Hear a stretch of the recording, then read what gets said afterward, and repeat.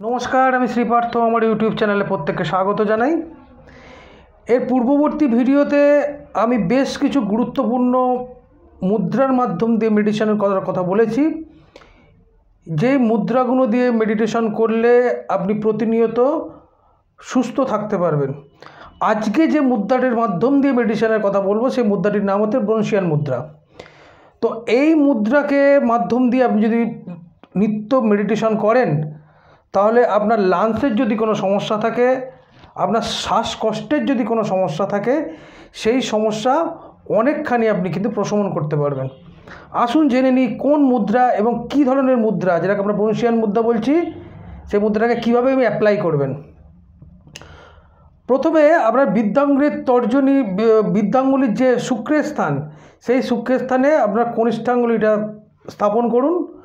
তারপর ঠিক তার ওপরে অর্থাৎ বৃদ্ধাঙ্গুলি এবং শুক্রের স্থানের ঠিক মধ্যবর্তী জায়গাতে আপনার অনামিকার যে আঙুলটি, সেই আঙুলটিকে প্রতিস্থাপন করুন। আপনার মধ্য আঙুলটা থাকবে ঠিক বৃদ্ধাঙ্গুলির মাথায় টাচ করা থাকবে এবং তর্জনীটি পুরো রিল্যাক্স মোডে থাকবে, অর্থাৎ ওপেন মোডে থাকবে। আপনার মুদ্রাটি ঠিক হবে এই রকম। দুটো হাতেতেই এইভাবে আপনি মুদ্রাটি প্রতিস্থাপন করে বা তৈরি করে